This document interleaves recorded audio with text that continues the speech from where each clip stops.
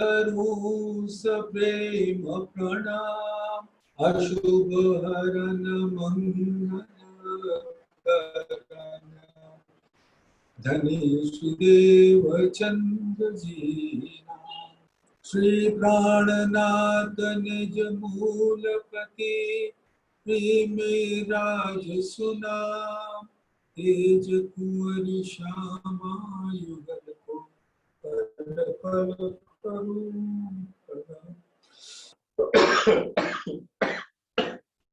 जी को पल पल करूं प्रणाम, प्रथम लागू दो चरण को, धनिये न छुड़ायो खिन, लाख तली लायो, मेरे जीव के ही जीवन, इन पाँव तले पड़ी रहूं, धनी नजर खोलो बाटू, करना वालू मेरे जीव के जीवन, मेरे जीव के जीवन। धामधनी अक्षरातीत के परम प्यारे लाडले सुंदर आपके कोमल चरण कमलों में मेरे दिल से सजता स्वीकार कीजिए।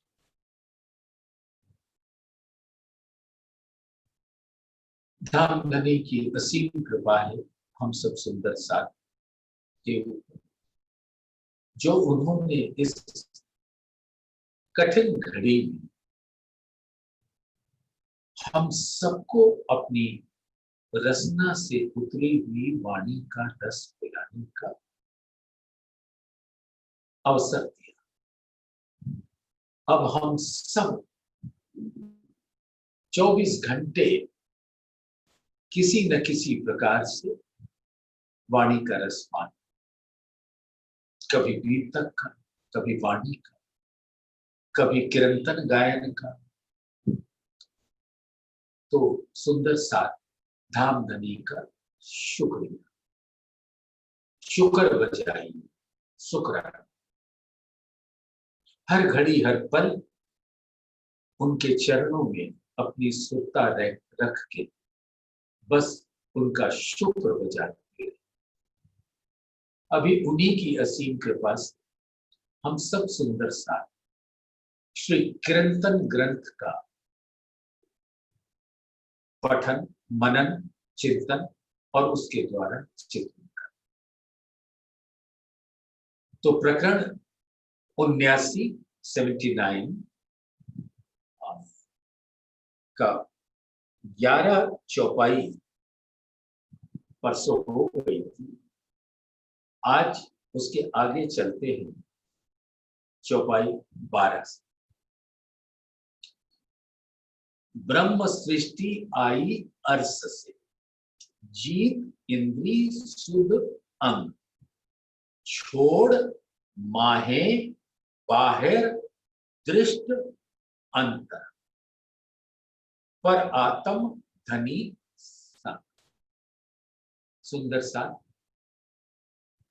अपने मूल तनों की स्थिति को देखो और उनके प्रतिबिंबित स्वरूप जिनको हुक्म लेकर हमारे इन तनों के अंदर विराजा और इस तन को आत्मा कहलाने की शोभा, इस नश्वर तन के अंदर एक जीव है जो इसी माया का अंश है, लेकिन एक आत्मा है और वो आत्मा धाम धनी पर ब्रह्म पूर्ण ब्रह्म सच्चिदानंद अक्षरातीत नूर जमाल के तन जो पर आत्म कहलाती है, परम धाम, उसकी नजर और उसका प्रतिबिंबित स्वरूप धामधनी के हुक्म से हुक्म उसको लेकर इन तनों पर विराजा। तो प्रत्यक्ष में तो कहते हैं कि आत्मा इस तन के अंदर विराजी, लेकिन वो वस्तुतः उस जीव पर विराज कर उस जीव के आदेशों से ये तन कार्य करता है। तो तारतम्य जब तक नहीं मिला था तब तक वो जीव माया के कार्य में संलग्न था और आत्मा उस कार्य को देख रही, और जो उस कार्य का फल जीव भोगता था, कर्ता बनता था और भोगता था उस फल, उसको सुख या दुख का अनुभव होता है। तो आत्मा भी उस जीव के सुख दुख का अनुभव करती, लेकिन जब सद्गुरु का संग मिला, सभी सुंदर साथ को धामधनी की मेहर ने अपने हुक्म से किसी न किसी सद्गुरु के सानिध्य में लाकर खड़ा कर,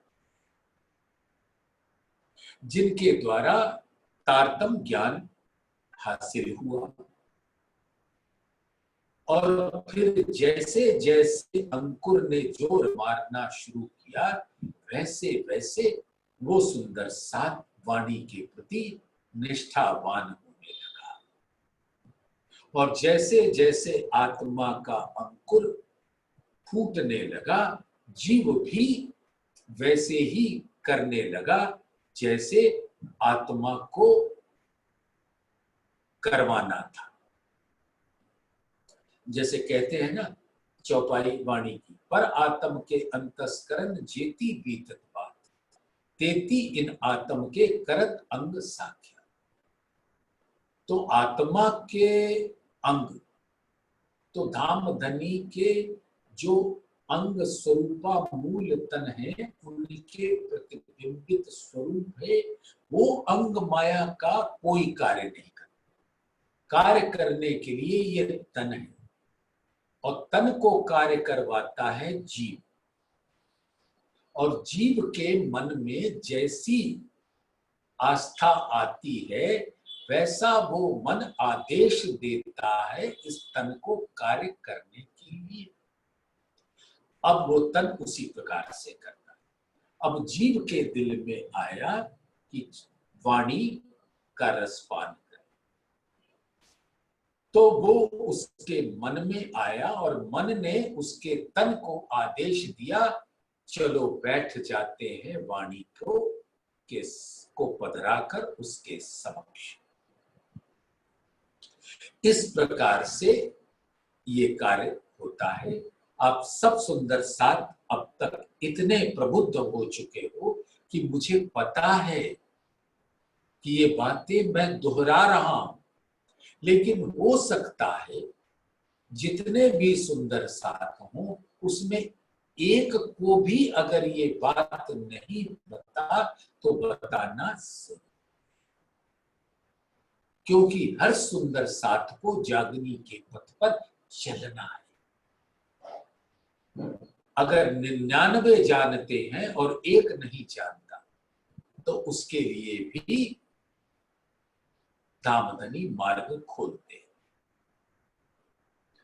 तो ब्रह्म सृष्टि आई अर्श से।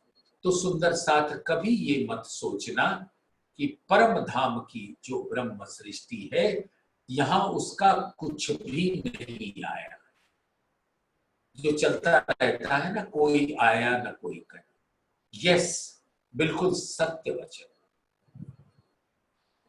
मूल तन अपने नूरी तन से इस ब्रह्मांड में नहीं आ सकता, लेकिन हम लोगों ने अच्छी तरह समझ लिया सागर ग्रंथ के द्वारा, श्रृंगार ग्रंथ के द्वारा, कि पर आत्म का जो प्रतिबिंब स्वरूप है वो धामधनी के दिल में विराजित है, और पर आत्म की नजर उस पर रहती है और उसकी नजर उस दिल रूपी पर्दे पर खेल के अंदर रहती है, जिसको हुक्म उस प्रतिबिंबित स्वरूप और उसकी नजर को लेकर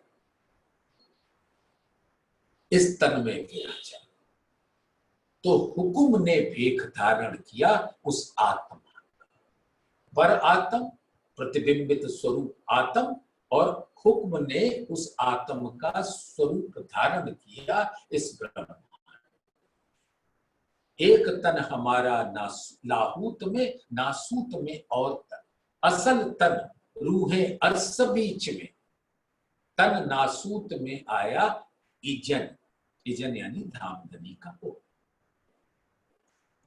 तो हुक्म तो आया है, और हुक्म को जैसा हुक्म होता है वैसा करता है। तो हुक्म रूपी जिसने ब्रह्म सृष्टि का नाम, दावा, हुज्जत, भेख और उसके नजर को लेकर इस तन के अंदर बैठा है, तो नाम ले लिया, उसकी पहचान भी ब्रह्म सृष्टि की। तो कौन आया? परात्म अपनी मूली तक से नहीं आई, धामधनी का हुक्म आया, जिसकी पहचान ब्रह्म सृष्टि के जैसे। नाम लिया, नाम माने पहचान। दावा, उसने ये दावा लिया इस तन में आकर कि मैं धामधनी की अंगना हूं, ये दावा लिया। हुज्जत, हुज्जत माने अधिकार। अब जब उसने ये दावा ले लिया तो अब उसके दिल में अपने प्राण प्रीतम आकर बस गए, क्योंकि उसके दिल में ही बसने का अधिकार होता है। प्राण प्रीतम किसी और के दिल में नहीं बसते, सिर्फ अपनी अंगनाओं के दिल में बसते। तो जो प्रतिबिंबित स्वरूप है उसके दिल में बसते। हुक्म ने तो उसको धारण किया, तो वो प्रतिबिंबित स्वरूप को वो पूर्ण अधिकार है कि धामधनी के स्वरूप को अपने दिल में रखे। तो नाम, दावा, हुज्जत और भेख हुक्म ने लिया। तो ये समझ लीजिए कि उसके जो यहां पर एक भेख है इस तन के अंदर, वो हुक्म का है। अब ये तन भी हुक्म के ही अधीन है। जैसा जैसा धामधनी का हुक्म करता जाएगा वैसा वैसा ये जीव करता जाएगा, और जीव के जितने भी गुण अंग इंद्रिय है उस पर वो हुक्म का सिक्का चलेगा। और हुक्म जैसा करता जाएगा वैसा वैसा जीव का मन चलता जाएगा और आदेश देकर इस तन से कार्य कराएगा। तो ब्रह्म सृष्टि आई अर्श से, उसका प्रतिबिंबित स्वरूप अक्स। सिफत ऐसी कही मोमिनो जाके अक्स का दिल अर्श। तो ये आत्मा जो पर आत्म का प्रतिबिंबित स्वरूप है, अक्स है, अक्स माने प्रतिबिंब। सिफत ऐसी कही मोमिनो जाके अक्स का दिल अर्श, हक सुपने में भी संग कहे इन विदरू में अरस बरस। और इस प्रकार से वो प्रतिबिंबित स्वरूप आत्मा अपने मूल तन से अरस परस रहती है, क्योंकि दोनों के दिल में एक दिल है, वो धामधनी का दिल। अर्स्तन दिल में एक दिल, यानी आत्मा का जो दिल है वो कहां बसता है? पर आत्म के दिल। और पर आत्म के दिल में कौन सा दिल है? वो धामधनी का दिल। तो इस बात को चाहे बेर बेर करो लेकिन ग्रहण करो, और वो दिल को धड़कते हुए अपने अंदर महसूस करो।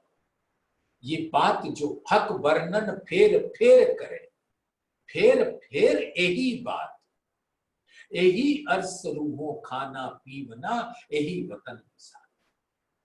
सुंदर सा तो वही बात बार बार कहना है, यही अर्स की रूहों का खाना पीना है, यही उनकी खुराक है। सुंदर सा, आप दिन में भी दाल चावल रोटी सब्जी खाते हो और शाम को भी रात्रि को दाल चावल रोटी सब्जी खा, आप तो कभी नहीं थकते और जीवन गुजरता चला आ रहा है। जैसे मेरे को ही देखो, मैंने 74 वर्ष इस तन के अंदर गुजार ली और इस तन को जो भोजन प्राप्त होता है उससे ये कभी नहीं उकताता, कभी तृप्त नहीं होता। 8-10 घंटे बीते बीते और भूख लग आती है। उसी तरीके से आत्मा का खुराक, उसको तो हर घड़ी हर पल चाहिए। जब बात करो अपने धाम धनी की शान में, उनके गुण को गाओ और ये देखो कि आपके अंदर जो प्रतिबिंबित स्वरूप है उसका मूल स्वरूप कैसा है और कैसे उससे अरस परस होते। और ये चीज अगर हम अपने अंदर पहचान लेंगे तो हमारी करनी और कहनी कभी गलत राह पर जा सकेगी नहीं। लेकिन यही पहचान देना धाम धनी का हुक्म वाणी के द्वारा। सिफत ऐसी कही मोमिनो, जाके अक्स का दिल अर्स। तो उस प्रतिबिंबित स्वरूप के अंदर कौन विराजा? धाम धनी। उसको उन्होंने अर्श किया। इतनी बड़ी महिमा कि जिस अक्षरातीत पर ब्रह्म को इतने तपस्वी काल कालांतर से, युग युगांतर से धर्मावलंबी देवी देवता ढूंढ रहे, और वो कहां आकर बैठे? आत्मा के दिल में, और वो भी इस तन के अंदर। और इस आदमी के दिल को अर्श कह दिया। अर्श है आत्मा का दिल, लेकिन आत्मा बैठी है इस तन के अंदर, जिस तन को आदमी की संज्ञा मिली। ना तो हक आदमी के दिल को अर्श कहे क्यों कर, पर आशिक मासूक की वाहियत। ये धाम धनी और उनकी आत्माओं की वाहिदत है, एक दिल। आत्म का दिल पर आत्म का दिल, धाम धनी का दिल एक। ना तो हक आदमी के दिल को अर्स कहे क्यों कर, परे आशिक मासूक की वाहिद। प्राण प्रीतम आशिक हमको रिझा रहे हैं इस ब्रह्मांड में लाके इल्म से, तो हम उनके माशूक। तो आशिक माशूक की वाहिदत, बिना आशिक ना कोई। ये धाम धनी के बगैर ये नहीं हो सकता। इस प्रकार से ब्रह्म सृष्टि को यहां आना हुआ अपने प्रतिबिंबित स्वरूप और उसकी नजर के साथ, और वो भी तब जब उसको धारण किया हुक्म ने।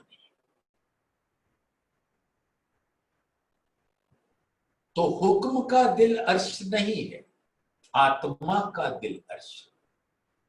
और वो पर आत्म का जो प्रतिबिंबित स्वरूप धाम धनी के दिल में लीला को देख रहा है, उसका दिल अर्श है। और वो उसके दिल को हुक्म लेकर यहां आया, तो उसका दिल अर्श कहलाया। हुक्म का दिल नहीं, आत्मा का दिल। सिफत ऐसी कही मोमिनो, जाके अक्स का दिल अर्श। अक्स का दिल अर्श है, हुक्म का दिल अर्श नहीं। लेकिन हुक्म ने तो उसको धारण कर रखा है इस हुक्म के तन पर।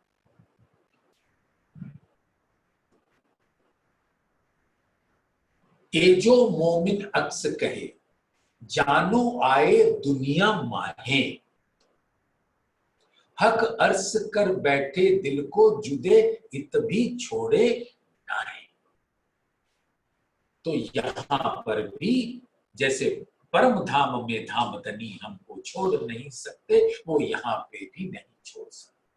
ये तो जुदाई का एक एहसास दिया है, लेकिन सुंदर साथ धाम धनी अपनी रूहों से कभी कभी कभी अलग नहीं हो सकते, कभी नहीं, नेवर। तो हम कैसे अपने आप को बेसहारा महसूस करने लगते? नहीं सुंदर सा, कितने भी कष्ट आ जाए, कितने भी ऐसे लोग आ जाएं, चाहे परिस्थिति हो चाहे लोग हो माया के, वो कितना कसाला दे ले, अपनी दृष्टि तो रहनी चाहिए धाम धनी के चरण। कोई देत कसाला तुमको तुम भला चाहियो दिन, सरत धाम की ना छोड़ियो सुरत फिराओ जिन।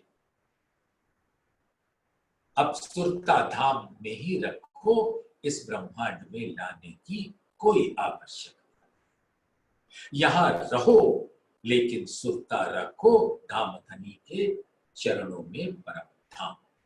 सुरत एक ही राखिए मूल मिलावे। तो ब्रह्म सृष्टि आई अर्श से, जीत इंद्री सुध अंग।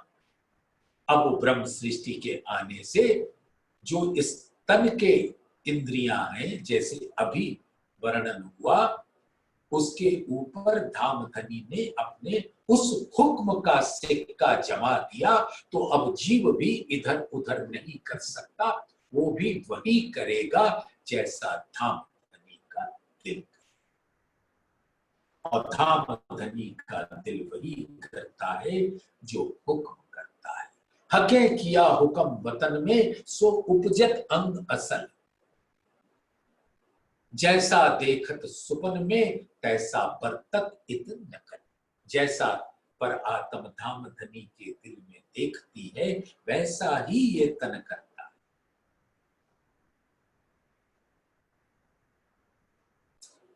कहे लदुन्नी भूम तले की, ये लदुन्नी कहां उतरी, भूम तले की मूल मिलावे में, जो 90,000 हर्फ से। कहे लदुन्नी भूम तले की, हक बैठे खेला। और धाम धनी वहीं पर अपनी रूहों को बिठाकर ये खेल दिखा रहे हैं अपने दिल। कहे लदुन्नी, और जो तारतम ज्ञान यहां लेकर आए धाम धनी के आवेश स्वरूप, कहे लदुन्नी भूम तले की, हक बैठे खेला। तैसा इत होता गया, जैसा हजूर हुक्म करे। जैसा धाम धनी मूल मिलावे में विराजमान होके अपने दिल से हुक्म करते हैं, वैसा ही यहां होता है। तो यहां अब क्या हो रहा है? छोड़ माहे बाहर दृष्ट अंत। माहे यानी पिंड, ये तन, बाहर यानी ब्रह्मांड। छोड़ माहे बाहर दृष्ट अंतर। और दृष्ट कहां लगे? मूल मिलावे में। छोड़ माहे बाहर दृष्ट अंतर, पर आत्म धनी संग। तो मूल मिलावे में अपनी आत्मा के स्वरूप को देखो, धाम धनी के स्वरूप का दीदार करो, उसको देखो, उसको अपने दिल में लो और इश्क उनके अंग अंग से इश्क की लहराती हुई लहरों में छीनो। और जो अंग जैसे जैसे आपके दिल में, आपकी आत्मा के दिल में आता जाएगा, वो अपने मूल तन के अंग वैसे वैसे खड़े होते जाएंगे।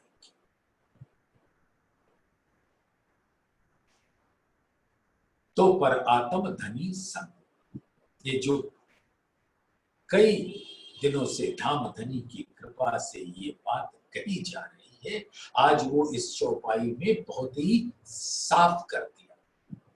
सुंदर साथ अपने दिल में ग्रहण कर लीजिए।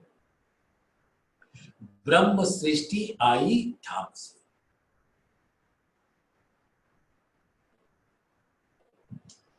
कीर्तन ग्रंथ में यही कीर्तन ग्रंथ की है 108 प्रकरण की ने 106 प्रकरण की 8 नंबर की चौपाई कहती है, हम ब्रह्म सृष्टि आई धाम से। अक्षर खेल देख, खेल देख के जागिए, इल्म से जागिए। घर असलू अपने तन, तो अब अपने तन के समक्ष विराज जाए। और जब आप जागोगे तो पर आत्म का दिल जागेगा, क्योंकि आपका दिल पर आत्म के दिल से अरस परस है। तो वही कह रहे हैं यहां पर भी, ब्रह्म सृष्टि आई अर्श से, जीत इंद्री सुध अंग। अब इस तन के हर अंग के ऊपर हुक्म ने अपना सिक्का जमा के उसको जीत लिया है। अब ये माया का तन वही करेगा जो धाम धनी का हुक्म करेगा इस आत्मा के सानिध्य में। और तब वो पिंड ब्रह्मांड वाको है, लगी वाली कछु और न देखे, पिंड ब्रह्मांड वाको हैरी ना, वो खेले प्रेमे पार पियास, देखन को तन सागर। तो तन ने इतनी मदद की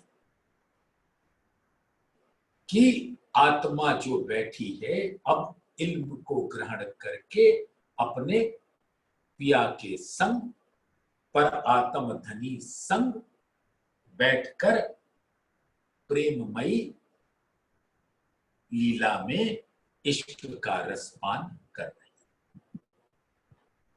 एक सुख नहचल धाम को, और सुख अखंड अक्षर, तीसरो बैकुंठ सुपनो, ये त्रिधा सृष्टि योग कर। त्रिधा यानी कि ब्रह्म सृष्टि, ईश्वरीय सृष्टि और जीव सृष्टि।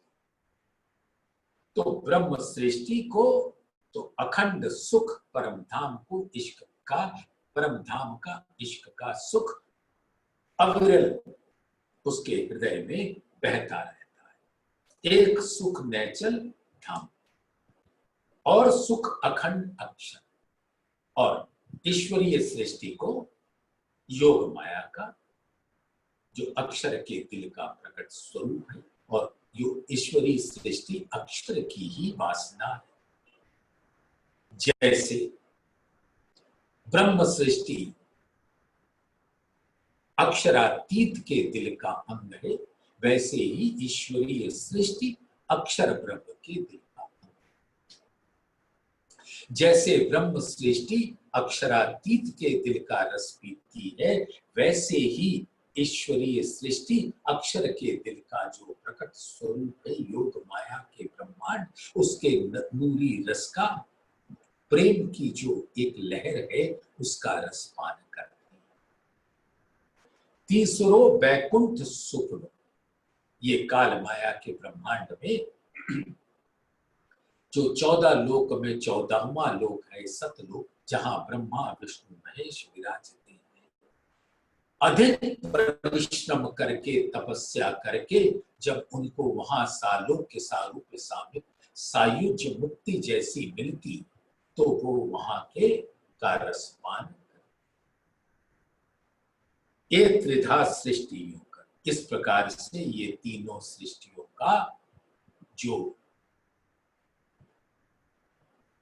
गंतव्य है, उसको हमने अवलोका। कृपा है कई विध की, ये जो तीनों सृष्टि ऊपर एक एक पर कई विध, इनका बेवरा सुनो बिन धन। सुंदर साथ जी, कृपा तो अनंत रूप से बरसती है, और वो बरसने वाली कृपा, जरा ध्यान दीजिए सुंदर साथ बड़े प्यार से, जब कृपा रूपी नूर की बारिश बरस तो कोई उसमें बस और कुछ नहीं सोचता, झीलता है, और वो उस बारिश से अलग नहीं।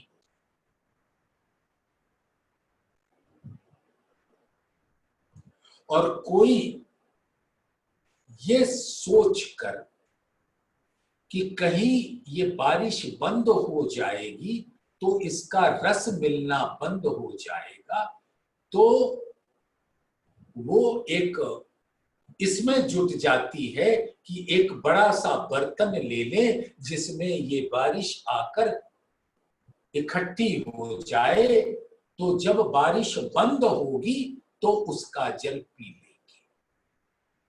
उनके अभी तक तारतम ज्ञान पा लेने के बाद भी ये समझ नहीं आती कि ये मेहर तो अनवरत मोमिनों पर बरसती, ये कभी बंद नहीं। और एक ऐसे भी जीव होते, अरे भाई बारिश हो गई, भीग जाएंगे, बुखार हो जाएगा, तबीयत खराब हो जाएगी, कहीं हम इस बारिश में भीग कर मृत्यु के ग्रास ना हो जाए, चलो छाता लगा ले। राह में चल रहे थे तो अपना छाता खोल के लगा दिया, तो मेहर उनको मिलना बंद हो गई। और फिर किसी तरह से अपने नश्वर घर में पहुंचकर विश्राम किया, चलो ऐसी बारिश से बच गए। ये तीन त्रिधा सृष्टि, तो जो ब्रह्म सृष्टियां हैं वो नूर की बारिश, मेहर की बारिश में झीलना ही उनके यहां आने का लक्ष्य है। बरस तो रही, बस उसको लेना है। इश्क है, ईमान है, मार्फत का ज्ञान है, जो वाणी बरसा रही है, और जो ब्रह्म सृष्टियां हैं उसको बस उसमें झील दी। याद है सुंदर साथ, कुछ दिन पहले ये बात हुई थी कि वाणी पढ़ी नहीं जाती, वाणी में झीला जाता है। सुंदर साथ आपको शायद पता हो,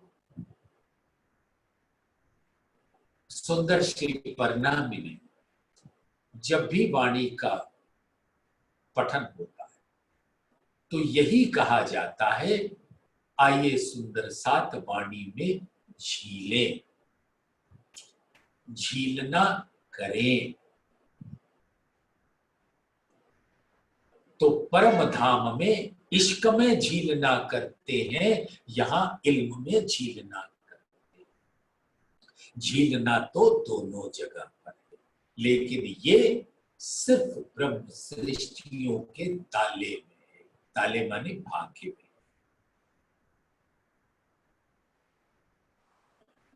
तो और ईश्वरीय सृष्टि को बंदगी का सुख मिलता है।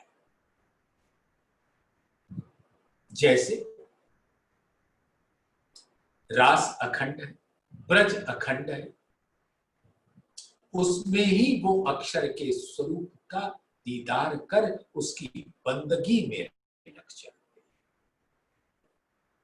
और हर घड़ी हर पल वो स्वरूप उनके दिल में रहता है, और उसकी ही याद में खोए रहते हैं।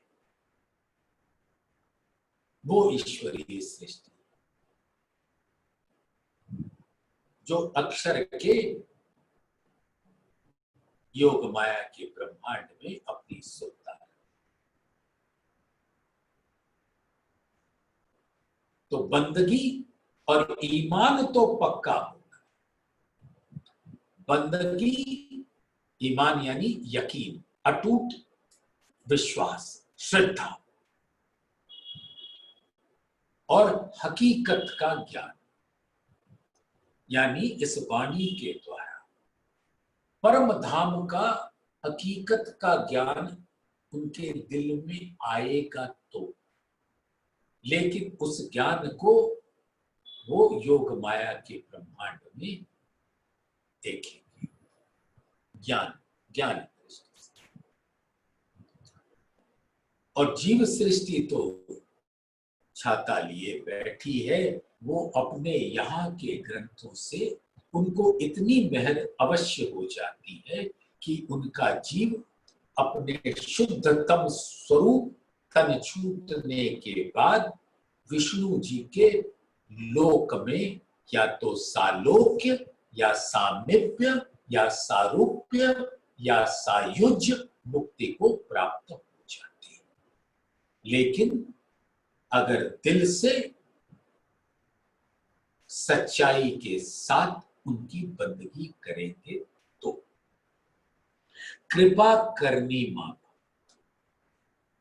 तो जिसकी जैसी करनी है इस ब्रह्मांड, 3 करनी बता दी। एक, सीधा बारिश में चले गए, झीलना शुरू कर दिया, वो करनी।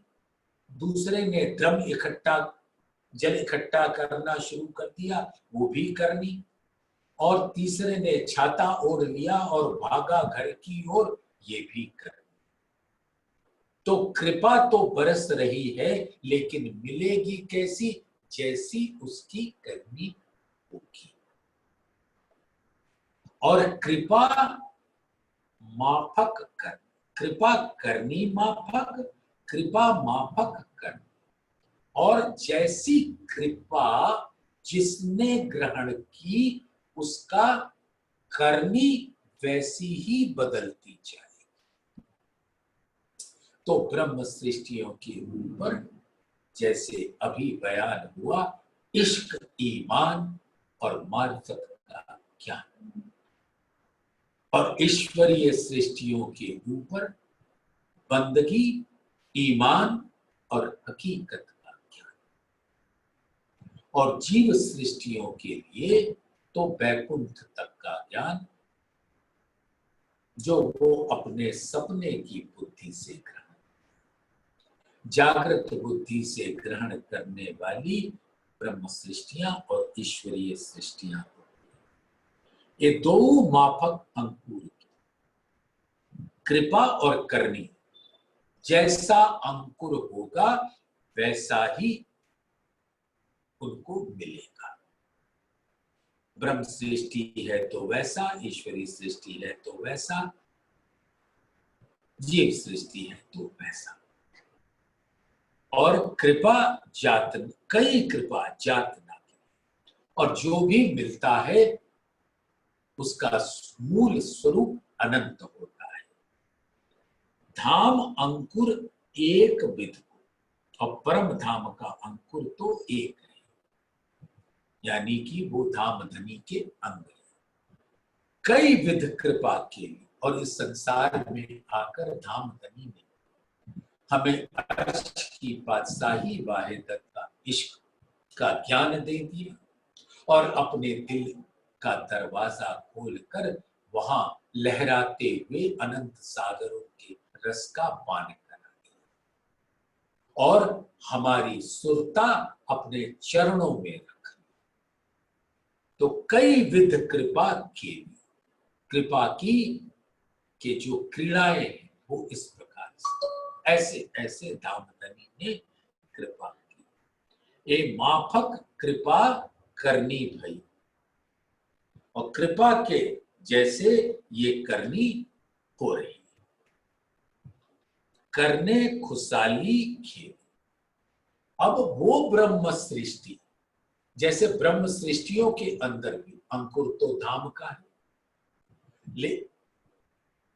तारतम ज्ञान भी धाम से आया है। सुंदर साथ आपने समझा ना, इश्क है, ईमान है और तारतम ज्ञान है जो मार्फत का ज्ञान है। ये तीनों किसके ताले में है, किसके भाग्य में? ब्रह्म सृष्टियों के भाग्य। अब जरा ब्रह्म सृष्टियों का भी नजारा ले तो ले। तारतम ज्ञान तो सबको मिला, ये तो सदगुरु की कृपा रही कि तारतम ज्ञान हमको मिल गया। और एक ईमान तो है कि ये संसार नश्वर है और धाम धनी ही हमारे सब कुछ, लेकिन हमने धाम धनी की कोई सेवा नहीं की। हम भी अंकुर है धाम का, लेकिन अभी खेल देखने की चाह मिट नहीं रही। तो है तो धाम के अंकुरवासी, तो उन्होंने इस मार्फत के ज्ञान के द्वारा धाम धनी के अंगों को अपने दिल में नहीं उतारा। तो जो धाम धनी के हर अंग से इश्क का सागर लहराता है उसको ग्रहण नहीं कर पाते। तो ईमान होने के बावजूद, मार्फत ज्ञान होने के बावजूद इश्क नहीं आता। इश्क की पहचान मार्फत ज्ञान से होती है, और जिसने उस ज्ञान को ग्रहण करके धाम धनी के जुगल स्वरूप को अपने दिल में धारण कर लिया, वो तो जानो इश्क के लहरों में लहरा के झील रहा है।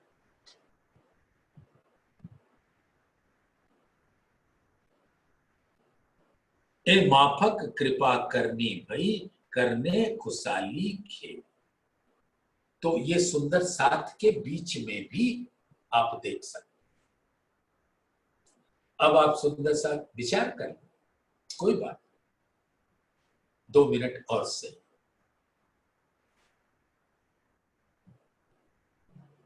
कितने सुंदर साथ हैं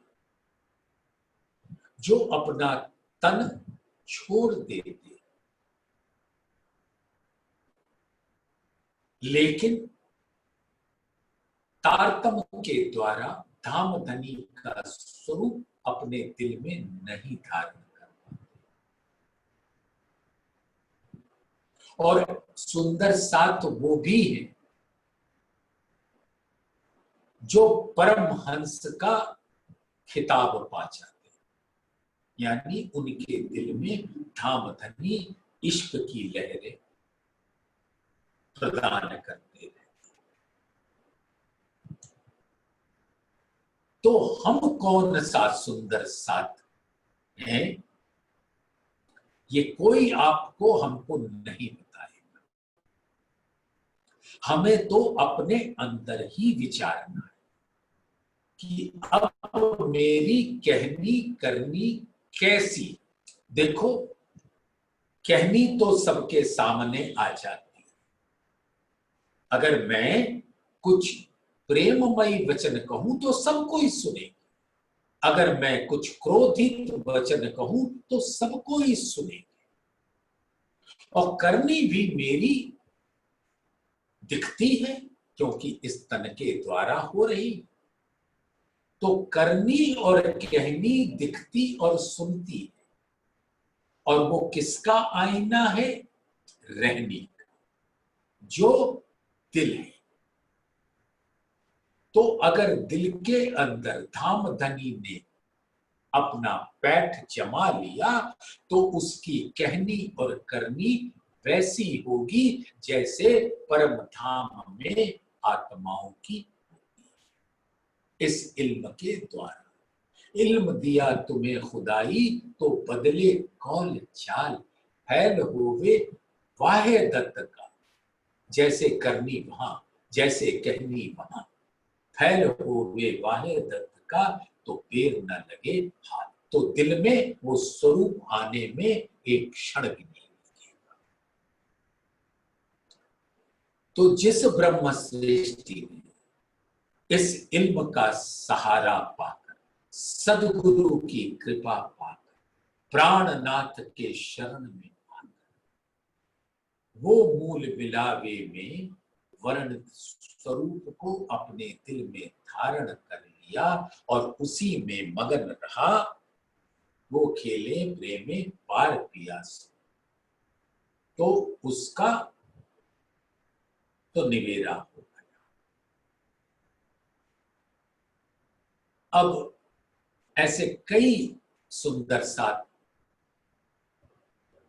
अब आप इंद्रावती जी के तन के द्वारा होने वाली लीलाओं को देख लो और बिहारी जी के तन के द्वारा होने वाली लीलाओं को देखो। दोनों के अंदर परम धाम की आत्मा है, ऐसा धनी देवचंद्र जी ने फरमाया था। तो शक नहीं, लेकिन दोनों की करनी अलग अलग, कहनी अलग अलग, क्योंकि दोनों की रहनी अलग अलग।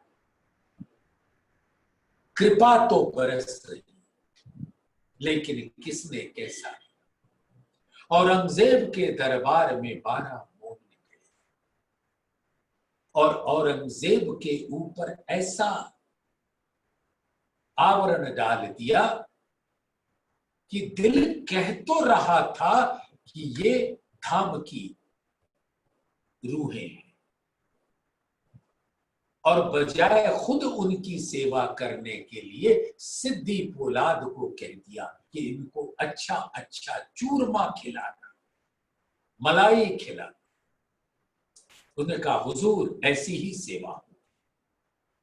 और किस प्रकार की सेवा हुई बीतक में आप सुनोगे। हंटर मारे गए। तो अगर वही सेवा औरंगजेब के अंदर विराजमान सुकुमार करती, सकुमार सखी करती, तो उसको भी अपना मूल मिल जाता। लेकिन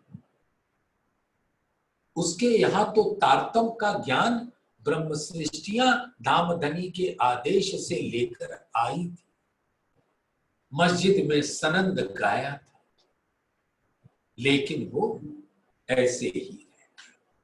और अंतिम समय में तन छोड़ते समय उसके अंदर से पश्चाताप की आह निकल रही। उसने अपने छोटे बेटे आजम को एक खत लिखा। ये यदुनाथ की बंगला स्वरूप में लिखा कि खुद खुदा मेरे घर आए थे, मेरी अंधी आंखें पहचान ना सकी, और न जाने कौन सी आती जाती श्वास कब टूट जाए।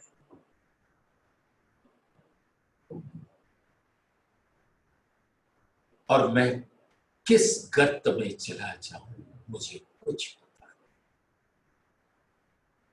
तो सुंदर साथ अब जब तारतम का तारतम आ गया, तो हमको ऐसा पश्चाताप जो सकुमार सखी ने किया वैसा न करना पड़े। तभी तो कृपा अपना रंग दिखाएगी, हकीकत मार्फत के रस हमको पिलाएगी। सृष्टि ईश्वरी कही अंकुरी, ईश्वरी सृष्टि भी अंकुरी है, और वो अंकुर दिए कई और कईयों को अंकुर।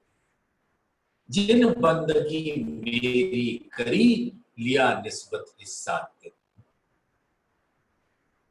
पाऊं खाक मांगी बुजुर्गों के सोई फकीर।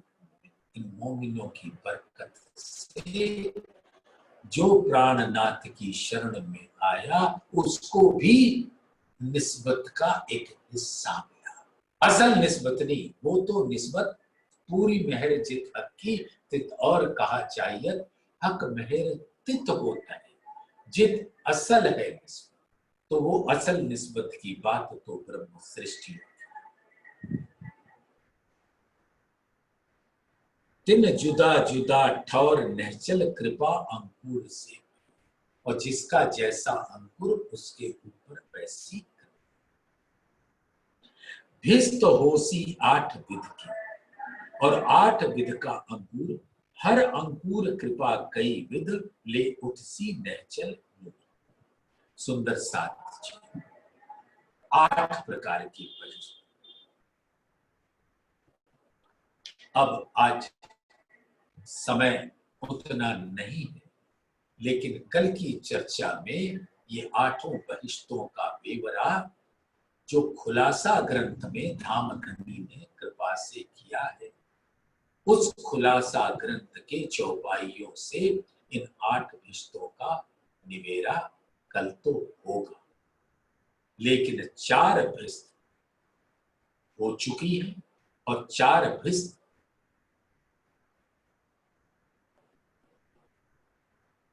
महाप्रलय के पश्चात होगी, और उन सभी बहिष्तों का क्या स्वरूप वो कल उसका बयान तो होगा। हक हादी की मेहर से भिस्त 8 होसी आखिर, ये आखिरत का जमाना है जब खुद खाबंद आए हुए आखिरी जमाने के खाबंद, और हम यहां से निर्फल होकर नहीं निकलेंगे। हक हादी की मेहर से भिस्त 8 होसी आखिर, पर एक चरण न आवे दिल में बिना असल हक निस्बत। तो ये चरण कमल तो उनको ही मिलेंगे जिनकी असल निस्बत। सुंदर साथ समझ रहे? तो धामधनी की मेहर से जुगल स्वरूप हक आदि जुगल स्वरूप की मेहर से 8 बहिष्तों में चर अचराचर को अखंड मुक्ति का सौभाग्य प्राप्त, इस भवसागर की भमरियों से बाहर आ जाए और दोबारा उन्हें इस संसार में नहीं आना, और वहां का रस वो अनंत काल तक पीते रहेंगे। ऐसा होगा। हक हादी की मेहर से भिस्त 8 होसी आगे, परे चरण नामे दिल बिना असल हक निस्बत। लेकिन ये चरण कमल कहां बसते हैं? ये चरण निमख ना छोड़िए, राखिए माहे नैनन, एक निस्बत हक अर्स की, मेरे जीव के यही जीवन, मेरे जीव के यही जीवन। तो सुंदर साथ जी, आपके चरणों में कोटान कोट प्रणाम करके इस चौपाई को एक बार दोहराकर इसी से प्रारंभ करेंगे। कल दोपहर 12 बजे भिस्त होसी 8 विध की, और 8 विध का अंकुर, हर अंकुर कृपा कई विध ले उठसी नहचल नूर, ले उठसी नहचल